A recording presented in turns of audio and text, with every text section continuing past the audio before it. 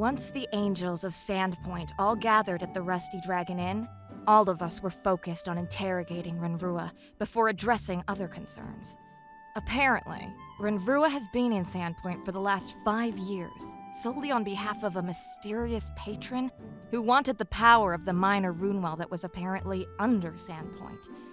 I knew she was a sassy and ruthless man-eater, but this has put a damper on our friendship, and I am starting to think that she can be the cold-hearted skank Hecht preaches on about. Assuming she was able to find and siphon the power, Renrua stated that she would have left Sandpoint, unharmed, and gone away somewhere else. Oh, sure, just siphon the power of an ancient empire without any further issues.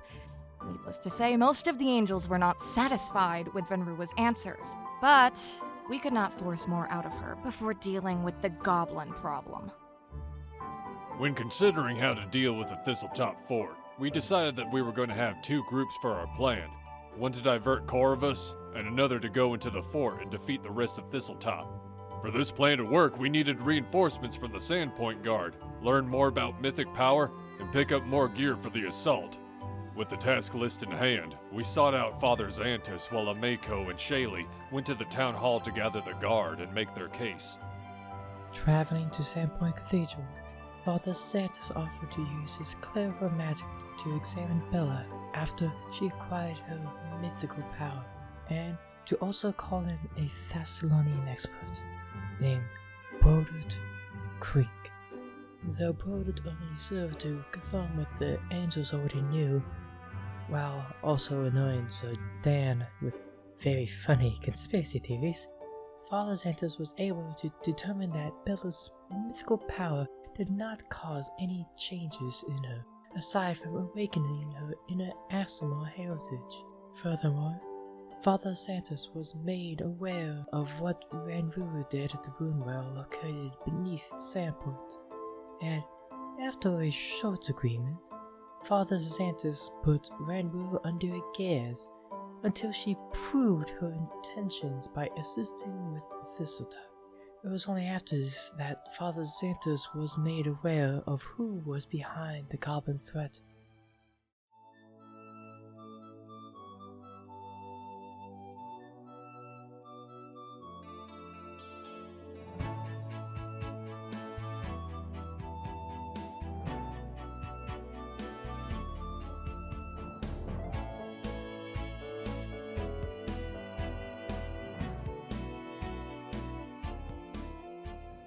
So some hours pass after the Gesh is put on Renrua. Everyone has pretty much shaken hands and like made peace, so to speak. Father Xantus still insists that you guys treat Renrua well because she has been nothing but helpful this entire time, regardless of what her goals are. And even Xantus would point out she's never actually lied to us. She's never actually done that. She's just had her own agenda. Mm-hmm. And based on everything else, Xantus is pretty sure that she's not out to hurt the town. I shall keep treating her the way that I've always treated her. With copious amounts of slut-shaming? I have never done such a thing. Wow. Bella still barely knows Renrua in the first place, so not much changed there. Right. Renrua, you have not been forced to apologize to Bella yet, but Xantus is like nudging you. You might want to do that. To which Rodra is more or less ignoring that. Lady Hecht, could you escort Evan and Bella back to their rooms so that I'm sure they have a lot to process? But of course, Father Xantus. Right this way, Bella. Right this way, Heck. I don't know why I said myself. She talks to herself. It's so weird. Right this way, you two. Xantus will say to Renrua, Uxio, and Zerdan, who are town guard, you might want to go check up on what you're doing. Fair point. Agreed. Hecht, I need to get to the apothecary. Hecht, you escort Bella and Evan back to the Lucky Dragon, where currently Amiko and Shaylee are not at yet. But you do see Aldern and his bride. You kind of just see them casually eating, I think, brunch at this point, just talking about their day. And as you come in, Aldern waves at you. Greetings! Comes, join us! Hello again. Yes, Lord Foxglove. The invisible servant pulls the chairs out for you, and Aldern starts talking to you. I've been talking with Aisha, and we think that we need to head home. Sounds like a wonderful idea to send these two home. He goes, No. I have been filled in recently by this little letter left behind by Benefactor. And it's got the Kaijitsu seal on it. I understand you've been very busy, young lady. You could say that. Quite a lot's happened in the last 2 days. Worry not. Here, he pulls out 2 bags of coins and places them on the table in front of you and Evan. I take it that's, our payment for, the jobs? Yes, ma'am. I've gone ahead and taken the liberty of not only fulfilling your contract, I also included these. He pulls out 2 letters of recommendation and hands them to you guys. For your next job, of course. Bella will take the letter of recommendation. Okay. Me and Aisha, we're going to rent a simple carriage and just head on home. By the time we get there, the other carpenters and other woodcutters should be done. Is there any message you would like me to deliver to your friends? If you could let them know that we'll be staying in town and won't be heading back, that'd be good. Actually, Stuart, would it be convenient for me to have them take the letter to Bella's mother with them? So that the other workers could deliver it for her? Oh, of course! I will give it to the other workers, most certainly, not a problem. Bella will hand off a letter to her mother, to Lord Foxglove, to give to one of the workers to bring back with them. Certainly, I have no problem taking this to them. Is there any, off-the-record message I should be delivering? I don't believe so. Evan, did you have anything you need them to know? He just shakes his head and just tell him I'll be with Bella for the time being. She's going through some stuff, and I'm gonna help her out. He just kind of shakes his fist, unsure of what to do with himself. Oh, how sweet of you, Evan. So when's the marriage? He's taken aback and is just kind of shocked. Like, that thought never once crossed his mind. Bella's going to turn towards Heck. Heck, just as a general rule, don't pry into other people's social lives. Oh, I'm sorry. I thought that was called a joke around where I've come from. Ah. I got it! And Aldern punches you on the shoulder, and he's like, ow! Those pauldrons are sharp. Why would you punch my shoulder? I have armor on. Where I come from, that is a friendly gesture. There's so much in the world that nobody knows about. Alas, me and Aisha, we will bid you adieu and hopefully see you in the next... well, whenever we have a job available. Yes. Until next time, I'm sure. Ta-ta! And he and Aisha collect their things in their bags and they head outside. And, like, right on cue, a carriage comes up and they get in. The universe itself wants to get rid of them as fast as possible. Imagine. Thank the gods, finally. Evan even kind of rubs his temples. Is like, yeah, they were weird, right? Or at least he was? Yes. Did you guys see them during the pie eating contest a few days ago? No. Yeah, they were being very, very weird during that also. Evan furls his eyebrows. Weird how? Weird as in gross weird, or weird as in weird weird? I would say gross weird, but I'm sure some people out there for some reason wouldn't say that. Ah. He thinks for a moment. Evan will lean over to Bella and go, yeah, no, like, I guess she, now that you mention it, she has been acting weird. He thinks for a moment. Shit. It's too damn late. I was gonna ask you, Hecht, if you have the ability to, like, detect if there's influence on people, like magical or otherwise? I can only simply detect magic. I do not have the ability to detect if someone's being influenced by a magical means. At least, not yet. My skills have not gone that far. Well, she's gone anyway, so You don't think she was mind controlled or anything like that? That's a magic spell, right? I mean, yes, there is magical abilities that some people can use to control minds, but those don't usually last very long. They're also usually much more obvious, aren't they? Perhaps related to a train whistle. I can't believe the you got- train is running on time today. Usually it's so late. I'm sorry, I didn't realize you guys were able to hear that. That's okay. Again, she's not super off, but just a bit different. Maybe I just didn't know her as well as I thought I did. Probably. I mean, we didn't know you were a what do you call it? An angel kid? Angel? ASMR, is it? I think it's ASMR. ASMR, ASMR, Angel. Call it whatever you wish. You are what you are now. Right, but the difference between that is I didn't even know that. True.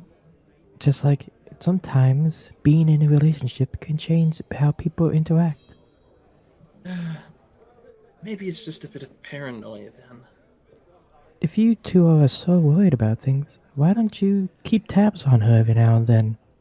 Send her letters. Try to keep up. Well, we do know where Foxglove Manor is. And I wasn't going to just break contact anyway, so...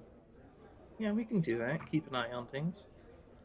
So, we've gotten paid, finally. Yes, you got 100 gold pieces, and just as a little wink and a nod, there is a single platinum piece in each of your things. So you basically got paid 110 gold pieces. Nice.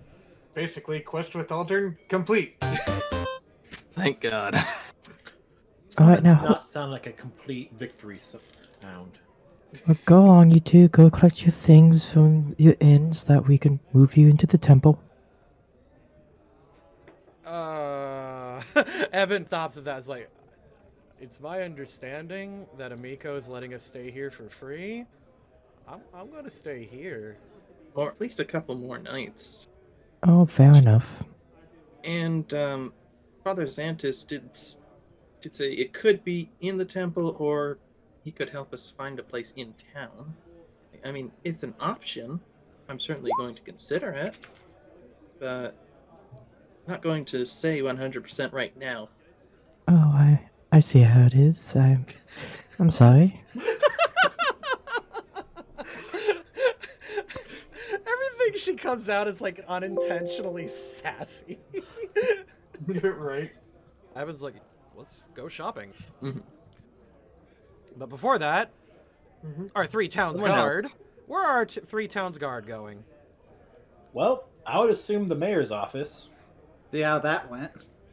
You guys arrive at the mayor's house. You guys knock on the door, and Kendra opens it up.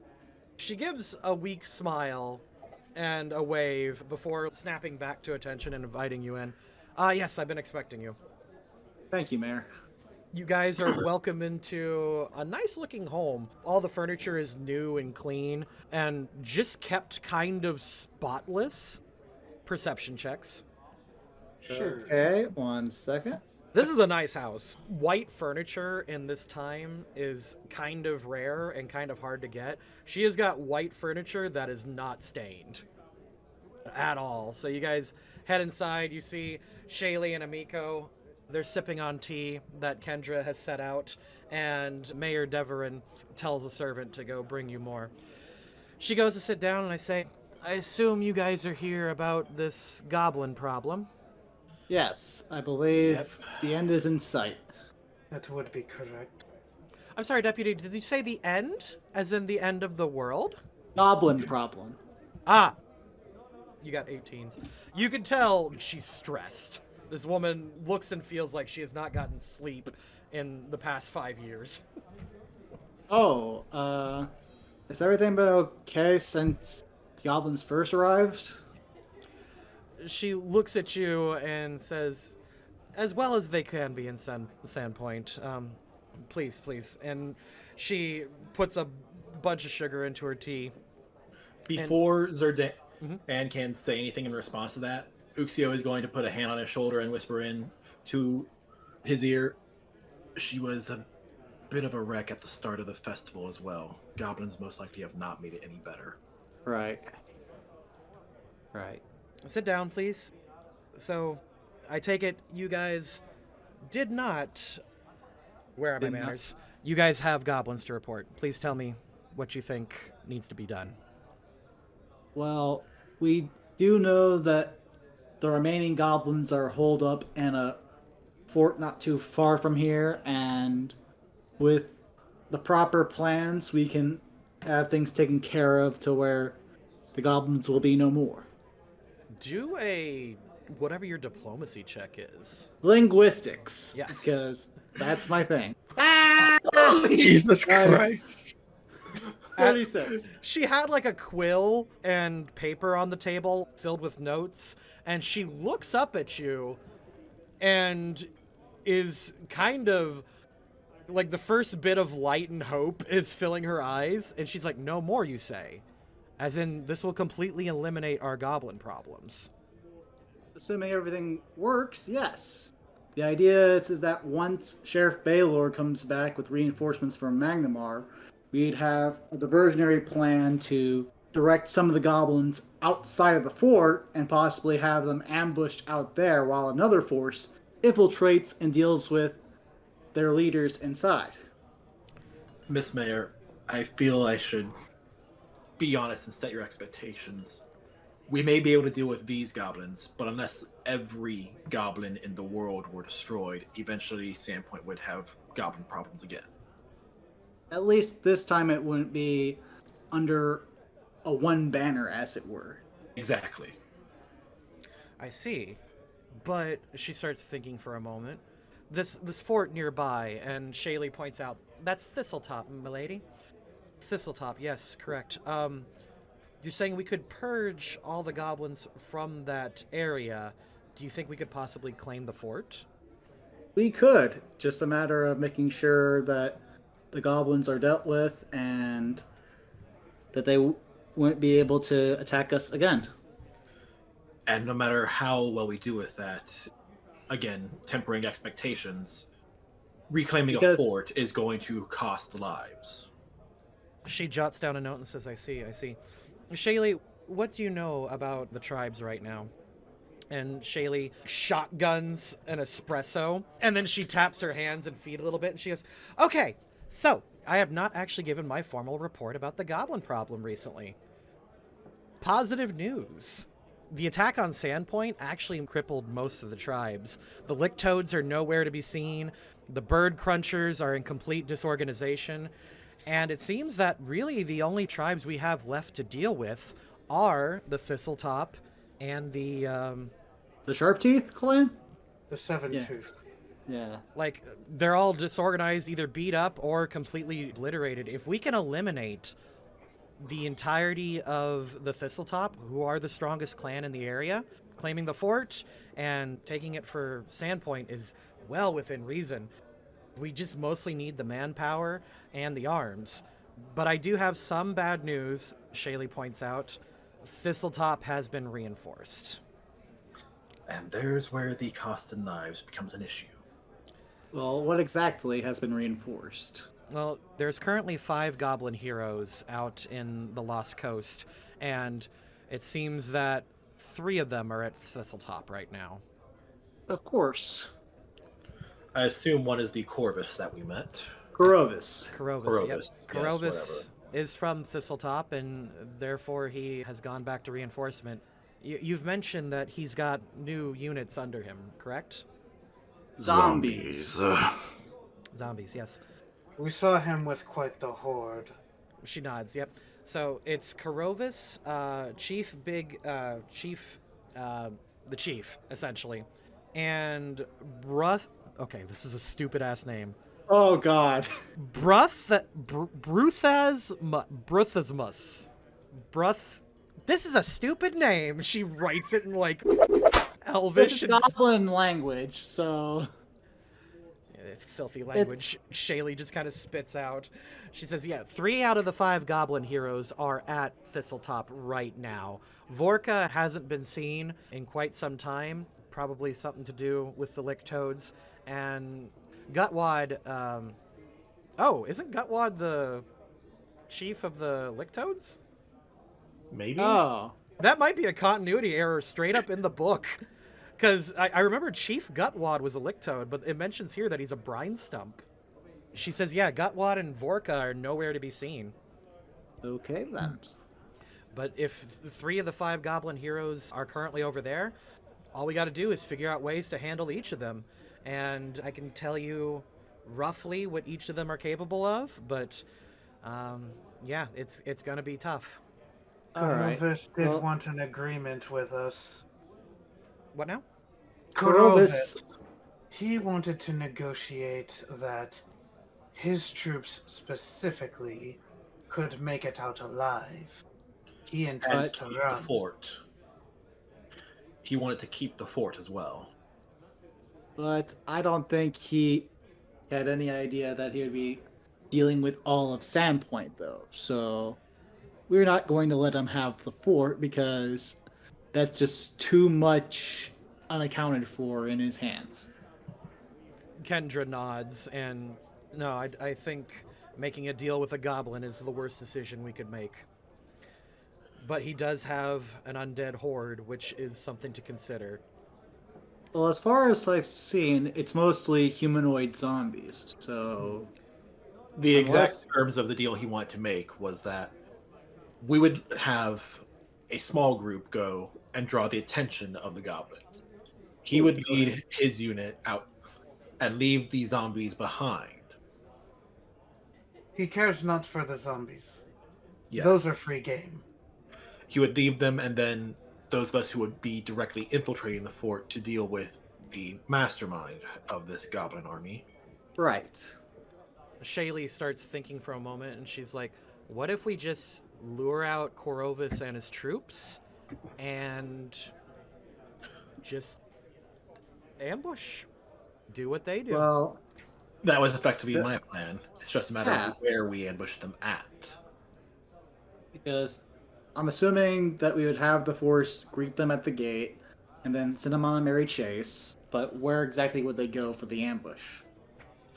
Which is where we might need a map of the surrounding area.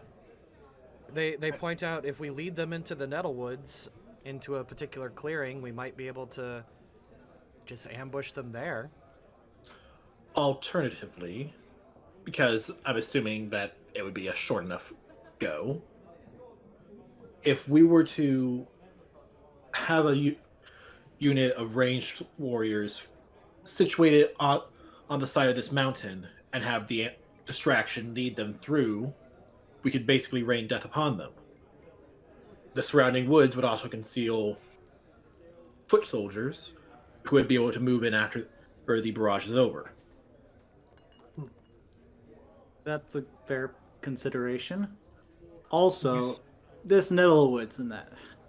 Do the goblins of Thistletop particularly patrol that area often, or Actually, let me roll Shaylee's knowledge of goblins. I rolled a 19 plus 8, so that's a 27. pretty good? That's pretty good. I think she knows. She knows, yes. She furls her brow and says, that might be tricky. I know for a fact that until it got reinforced, Chief Ripgut had a goblin druid that is kind of the master of Nettlewood. Ah, He's a slippery little bastard who's capable of walking through the needles with a spell. It's just freedom of movement, Shaylee clarifies, but he frequently does that and then uses the needles of the wood to trap people inside. We would need to handle the druid first, but I've heard Sounds like kill on sight. that the Okay. druid is very unhappy about the reinforcements. In fact, they're apparently dealing with refugees right now. refugees. Refugees, yes, but from the other goblin tribes, she clarifies. Right. They could be, she just shrugs, inspired to betray the chief. So the druid and these refugees. Right, but again, that's making more deals with more goblins. And it's making deals with goblins with the intention of helping them break a previous deal, which is not going to inspire trust in this deal not being broken. Right. But if Nettlewoods is currently being occupied by this druid and such, would that mean that we'd be having to deal with goblins regardless of how we approach Thistletop then? Like, we couldn't just go along this coastline here? She thinks and says, I've heard there's a hidden entrance, but it's mostly through the Nettlewood. Otherwise, Thistletop is an island fortress. It's very well protected. Alright, then I guess we'll have to go through the Nettlewoods and deal with this druid somehow. They do not have as much as we would expect. If Korovus can get his goblins out of the way. It is a consideration, but... Alright, so... There's also a factor we need to consider with Korovus himself and the level of power he has. And are we sure it's just the goblins? They hadn't somehow got any other reinforcements, since I heard that a particular humanoid may be grouping up with that goblin force. Shaylee kind of shrugs. You probably know more about their reinforcements than I do. All I know is that they've been reinforced by a group, and... Group of goblins, right? Well, goblins and humanoids. Brethasmus is with someone else. He came as a bodyguard. Oh. Okay, then. Just had to be sure, because I just wanted to be sure that there wasn't anything else, like they somehow got to convince some mercenaries or something to assist them, even though I don't see what goblins would have to offer for that. She thinks for a moment and says, no, it's mostly goblins. And Okay. apparently undead. Ameko, I hate to ask this given everything that's happened, but when we fought against someone that we know is interacting with these goblins, he had aid from, let's say, traitorous guards from your father's employment. Do you think there'd be any chance for others to be among them? She shakes her head. No, father was notorious for being, she chooses her words carefully, close-minded. The fact that he had half-orc guards with him was very unusual. I doubt he would have hired anyone else. Then again, I suppose Goblin Bane was in his employ for the last several years, but he never told me about any other bodyguard. Well, all aids, I suppose. One less thing for us to worry about. Okay, and before we move on, Ranrua, you sure there isn't anything else the old Kaijitsu might have told you about his dealings? I was primarily kept at arm's length.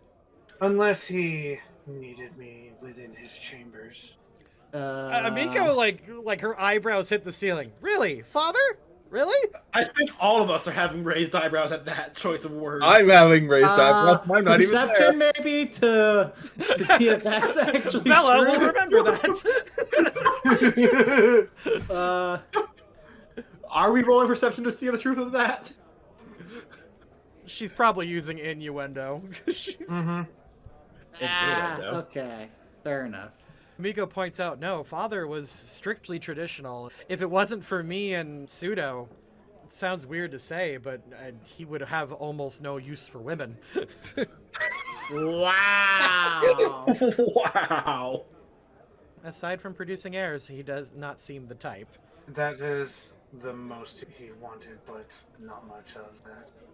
Okay then. So is there any other points we wish to discuss as far as the goblin problem? Because I think it's just a matter of arranging things on our end to be prepared accordingly. Kendra points out, it seems like what you need more than anything else is speed and distance.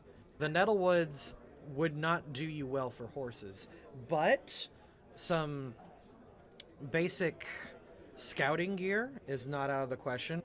She also points out it's way cheaper than horses. All right. She says scouting gear and enough for a small emergency conscription can be quite arranged.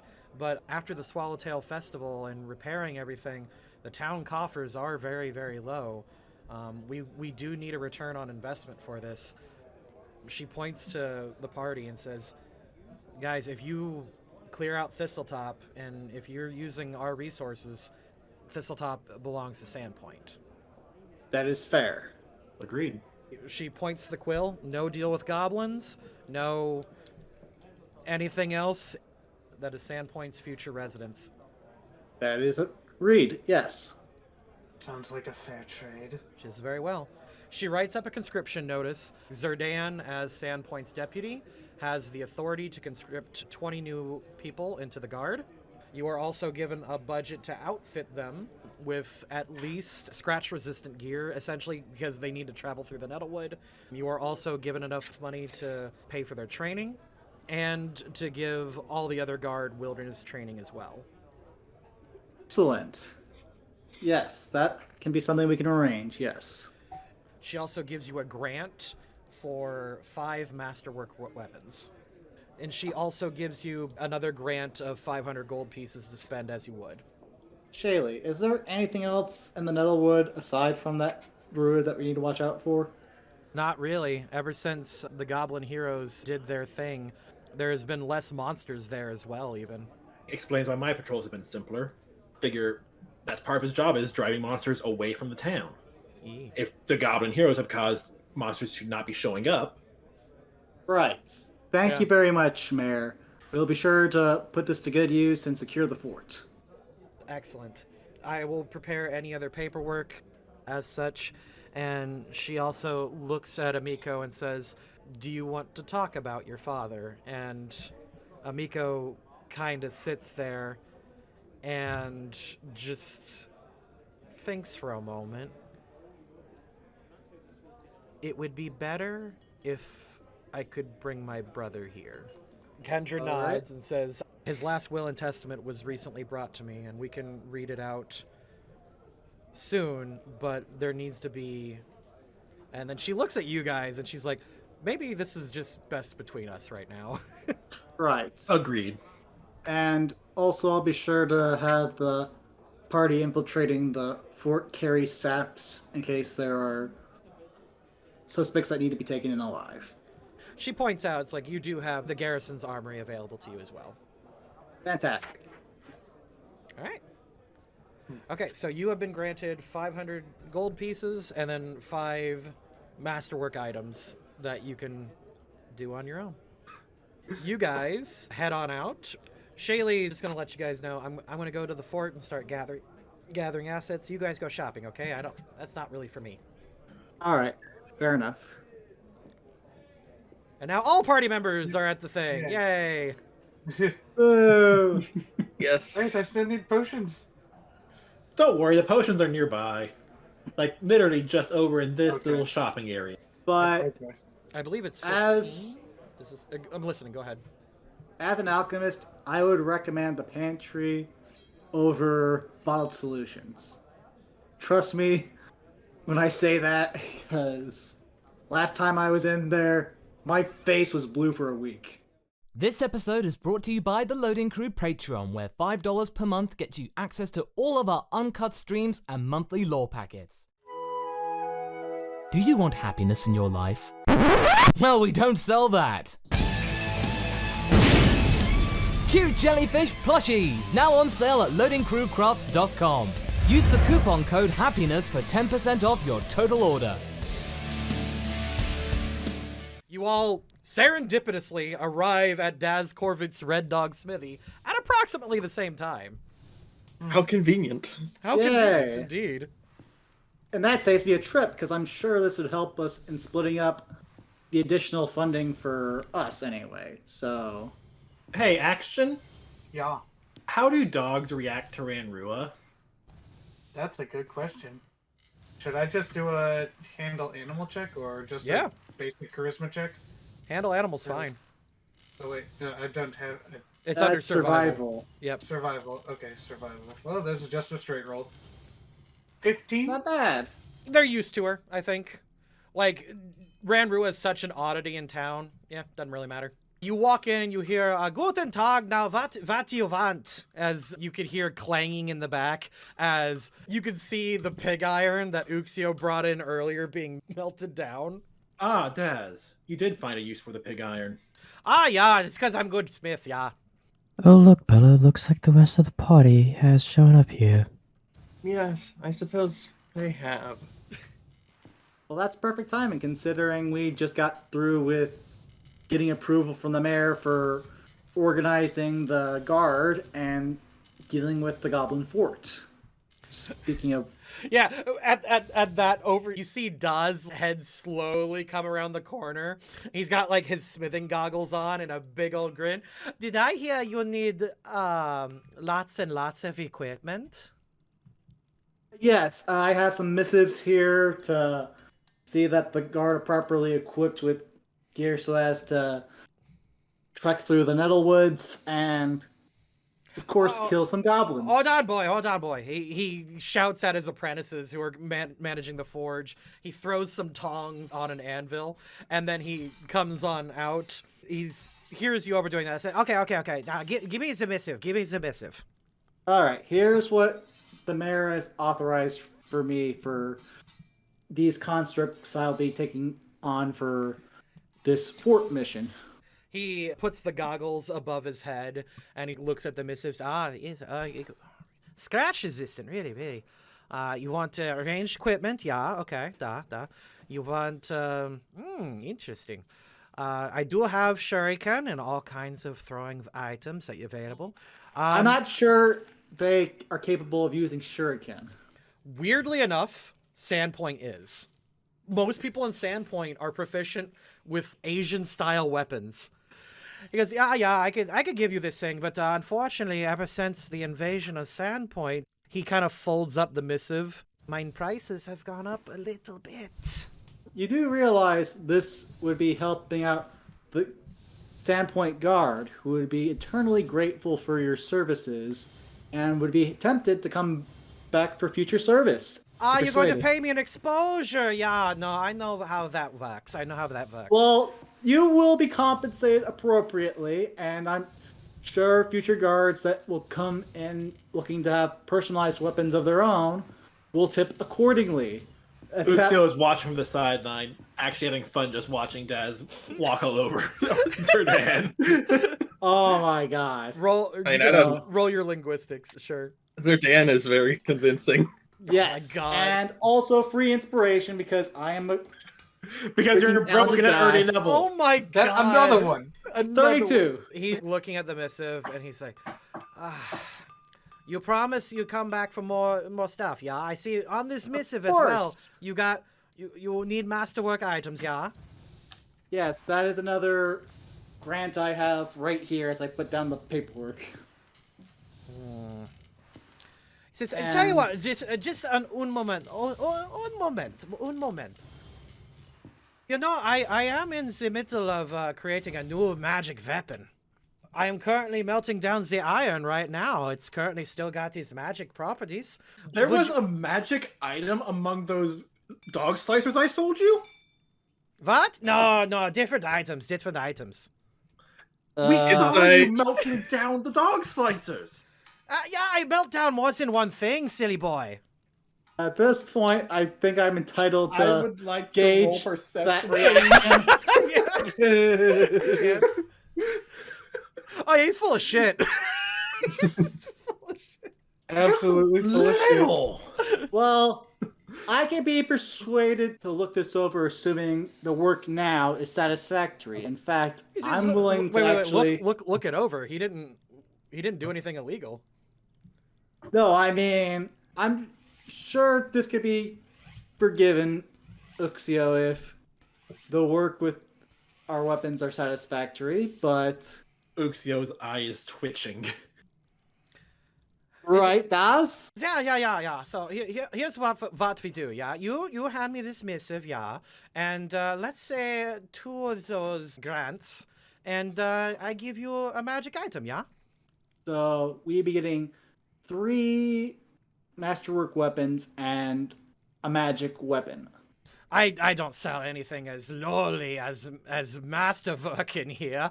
I only do magic in better. But I do have... don't you have to make masterwork in order to enchant it in the first place?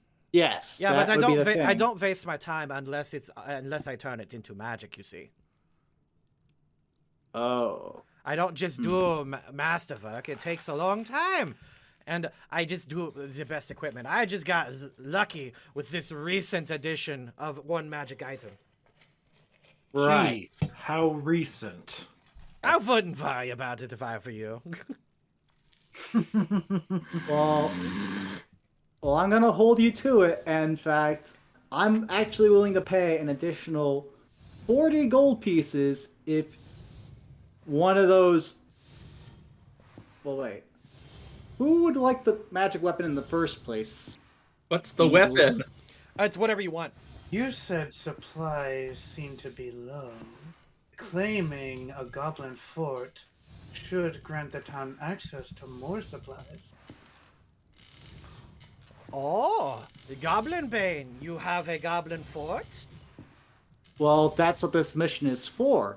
Assuming your weapons win us the fight, I'd say we could put in a good word to the mayor to make sure you have priority over any particular resources that you could use for your business.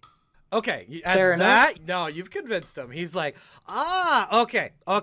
New deal. Here, you take these back. He hands you back the masterwork coupons, essentially. All right, you promise me prime location in the new fort. Right. Yes, that will be the deal. And I'll Do you write want- it up for Mayor as well, since he is helping us. Oh, Roll another linguistics? linguistics, yeah. not too bad, but I can also add inspiration here. Another 6 on the inspiration. So total 28 linguistics. Just That's on your a third roll. 6 in a row. It's time to stop. He goes, all right, tell you what. He actually thinks for a moment. He says, if you can promise me prime location, first dibs on any outpost in this fort, you're getting the Thistletop, right? Yes, Goblin Fort? Yes, this is Correct. Top Goblin Fort. Yes. All right. You promised it to me and not that bitch Sava. I'm Then- writing it up now in the note from the mayor. He says- Consideration. This is, all right, fine. Tell you what. Sign a good faith. He hands you back the missive for the equipment. Yes, this would greatly help our efforts. Thank you so much, Das. Master Smith Das, as I go to shake his hand. He says, very well. You get one magic item, I supply your new troops, and I get prime location in new fort. Yeah? Yes, and of course, the masterwork weapons as well, yes. Oh, I don't have that here. I just have some magic items and some mass-produced things. I wouldn't worry about that. But, shake on it.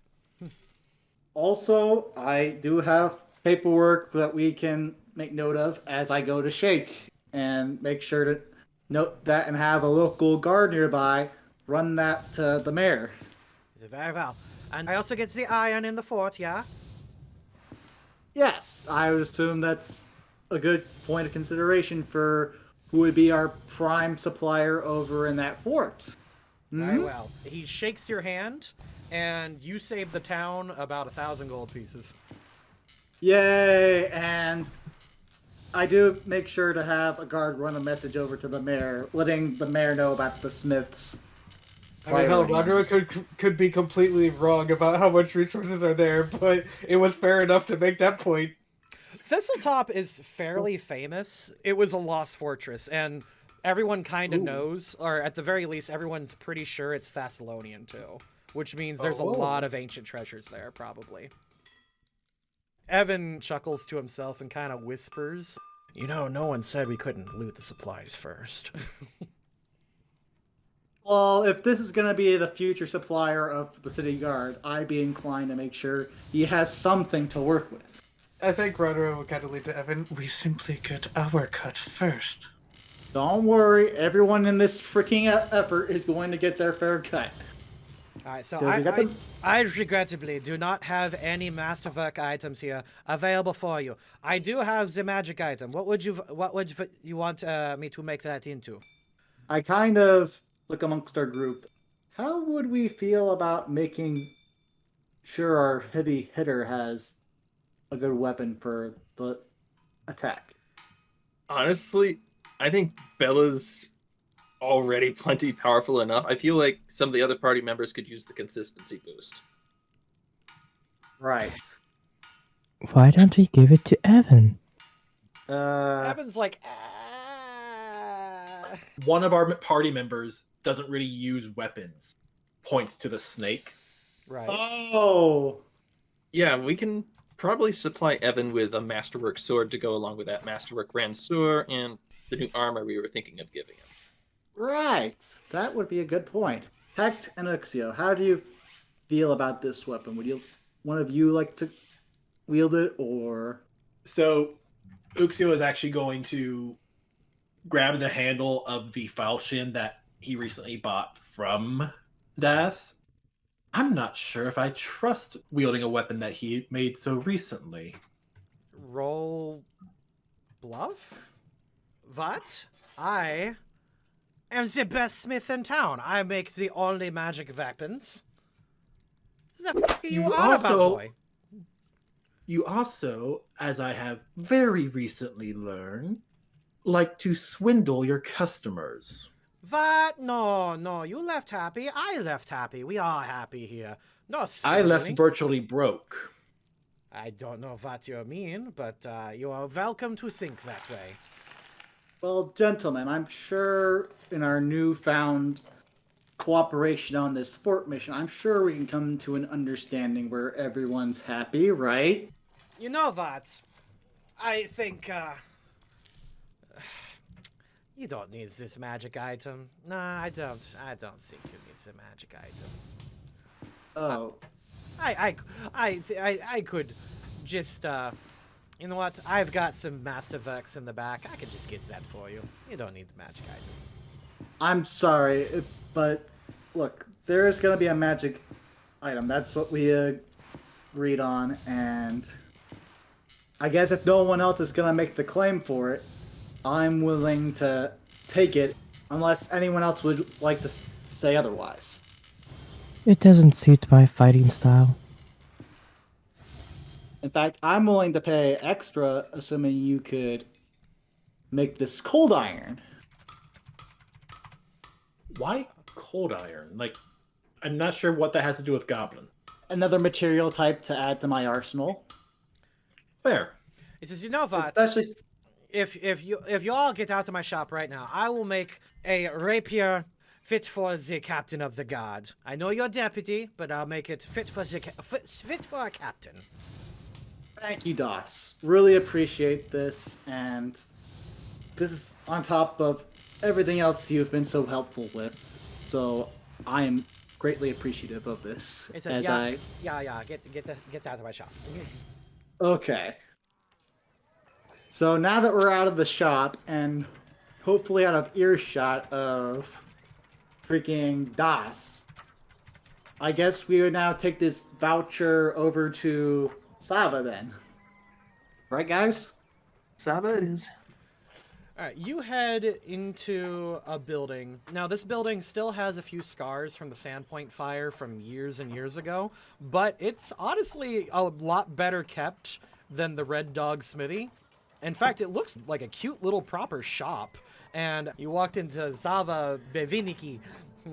She goes, "I, deputy of Sandpoint, welcome in. Come. Yes, thank you.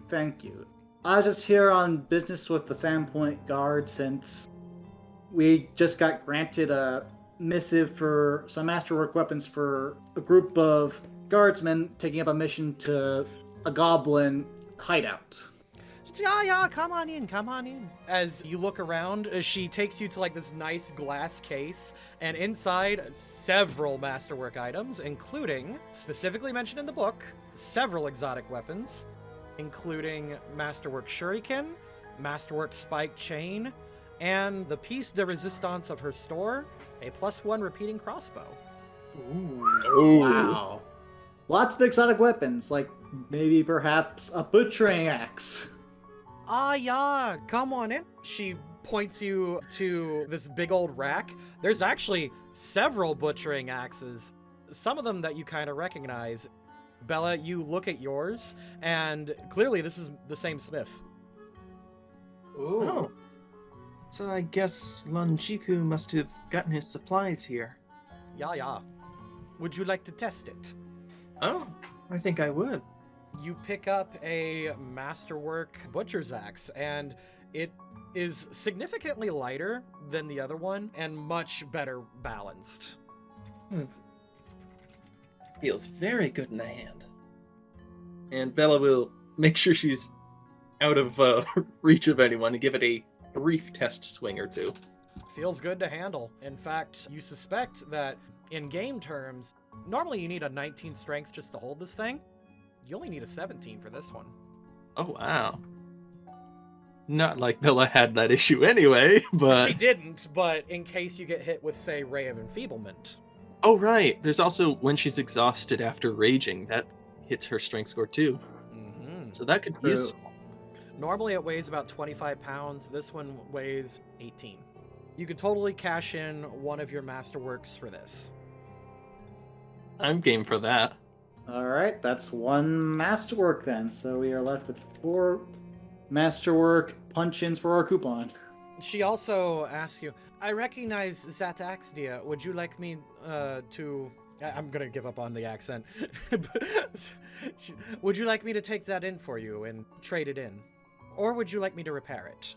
I'll trade it in. I don't really need a second. If I'm really that desperate for a backup, I've got my old great axe. It's fantastic. She puts 10 gold pieces on the counter for that butchering axe. Could I trade that in for a couple of small, like, throwing axes or something? She thinks... Yeah, she'll actually give you 4 for it. Oh. I'll take it. Hex, can you give me a perception check? But of course. Any minute now.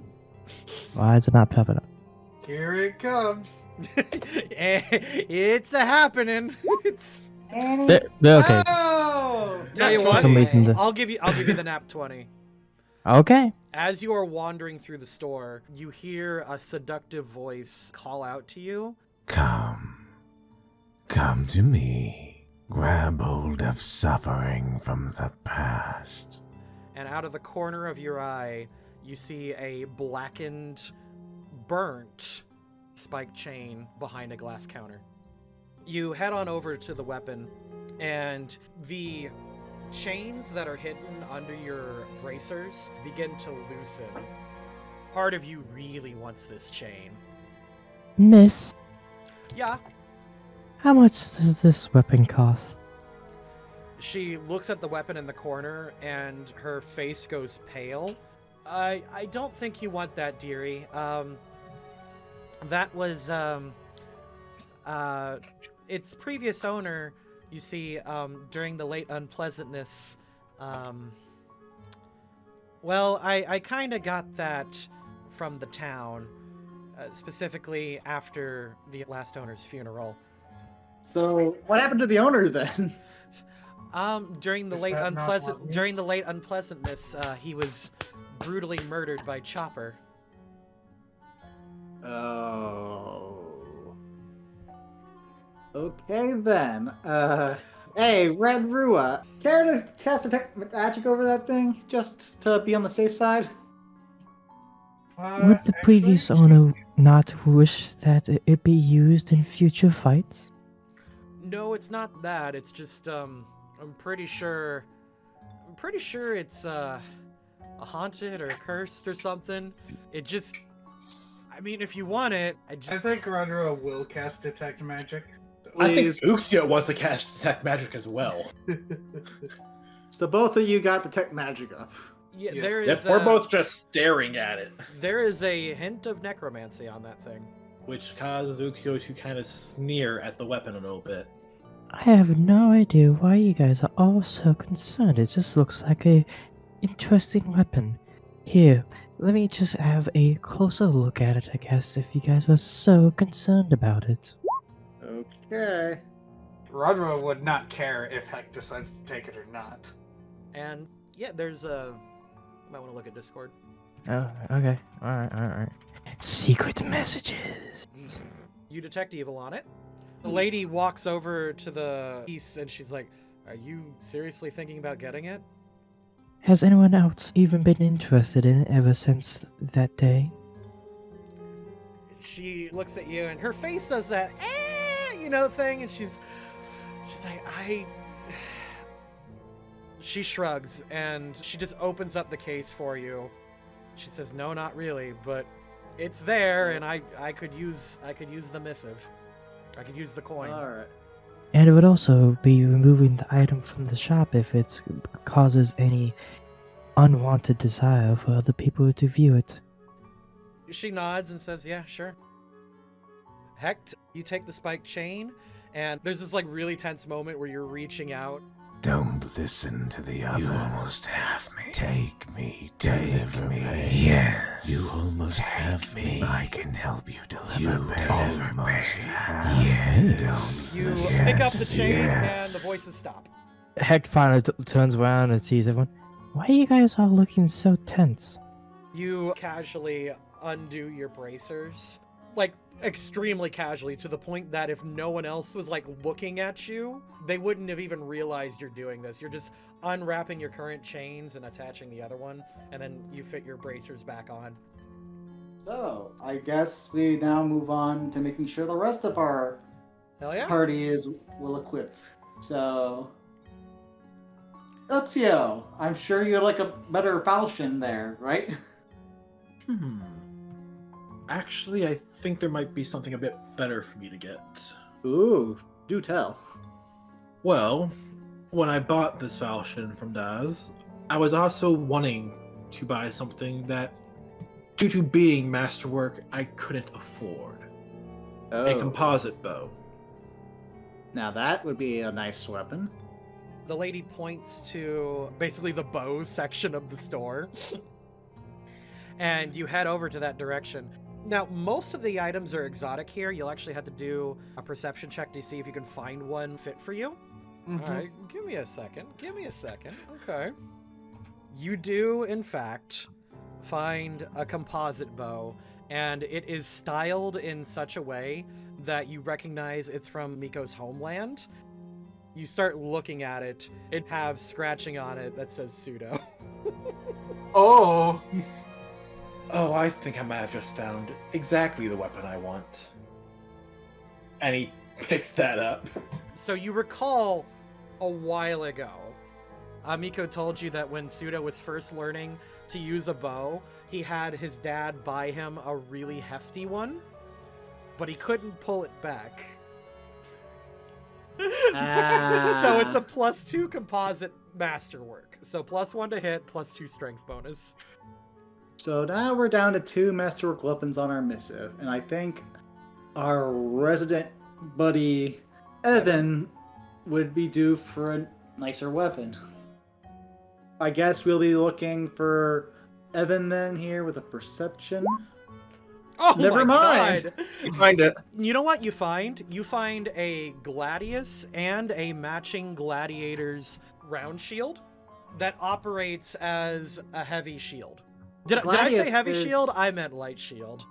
Well, wait. A Gladius is a light weapon, isn't it? Yeah. It's a light martial weapon, and we wanted to get him a quick draw metal shield. But boy, what a coincidence that's exactly what you find. Wow. Now, that nat 20 perception, you find out that this is actually a perfect replica of a gladiator's equipment, like a very specific famous gladiator from Magnamar. And using them together does actually give you a competence bonus. Nice. Wow. Hey, Evan, this will probably do you wonders over here as I point out the paired Gladius and shield. He looks at it and he's like, oh, I couldn't possibly.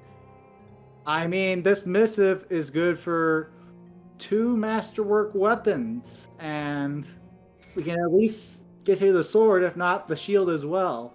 His face does that like lip biting thing that's like really excited, but he doesn't want anyone to know. How well does Rodro pick up that he doesn't want to show his excitement? He's got no poker face, all right? The dude has got no poker face whatsoever. He lifts things up and puts them down. That's his skills. Mm-hmm. Just take it.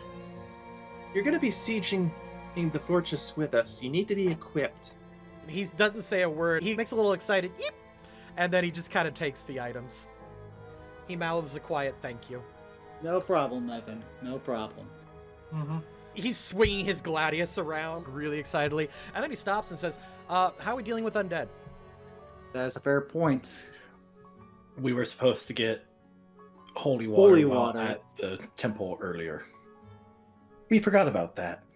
Well, Do we want to get something else to use? Because we know there's going to be more than zombies. There's going to be other goblins. Do we want to get other, like, flash weapons? At least a small amount? Does anybody feel confident in their religion skill to identify what strengths and weaknesses a zombie would have? Oh, would Flashbacks somebody? main game. I couldn't possibly tell you who could do alright. that. So does anyone want? Oh, Wow, I feel terrible. I'll do a double take. Whoop. And because knowledge is one of those skills for inspiration, just cause. 23, knowledge religion. I'll have Hecht give you a +2, so 25. Yay. Zombies are really, really stupid. As long as they don't even see you, they could be taken down with grenades and other items. Alternatively, if you can lure them to an area and like crush them with rocks even, not a bad plan. You also get the thought, they probably cannot manage the Nettlewoods very well because it is a prickly forest. Like, they'll probably get caught in Right. shit and then just get stuck. Okay. Unrelated to the zombies. Stuart, any chance I could sell the longbow that I originally had gotten from Das? The what? The longbow that I originally got from Das. Any chance I could sell it? Yeah, what is it? Just a longbow? It's just a regular longbow. They She's normally off- cost 75. Yeah, she'll give you 15 at least. All right. Okay then. And assuming we don't need anything else like armor, maybe? I think we're set to move on to get the zombie supplies. Yeah, we were going to buy some Lamellar armor for Evan, and even with all of that, I still can't afford a breastplate. Oh well. Oh. Evan's like, well, I've got, I got my old equipment. He's got the old shield and gladius. He could sell that. Alright, his old armor to my old armor. Since we're allowing the trade-in, Evan and I can just straight up cover our armor cost. With the 100 gold pieces and trading in your old gear. Yep. So yeah, I can upgrade my armor and Evan can too, and we'll both have a little bit of cash left over. Sounds good. Now you're going for zombie supplies, and you're going to the pantry or the bottled solutions? I think Zerdan's recommendation was the pantry. Yep. Or bottled 'cause- solution sounds like the place that's more to Rodro's interest. Bottled Solutions is more likely to have something that we wouldn't expect and could be really useful. Plus, we probably want to help do something in exchange for the holy water we've asked for. Heading over to the Pillsbug pantry, you know that the proprietor of this establishment is a short, rotund man named Oliver Pillbug Potiker. That sounds quite gnomish. He pretty much kind of looks like a gnome. He's very short, very rotund. This dude has given up trying to keep his hair. You walk in and he's like, "Happy Pillbug, come on in." Thank you, Oliver. How's everything going today? He just kind of shakes his belly and says, "Better if you bought something." Right. Well, it's a good thing that we're here on gathering supplies for a guards mission, since we are dealing with goblins and zombies. So we might want some grenade weapons if you'd be so happy to guide us.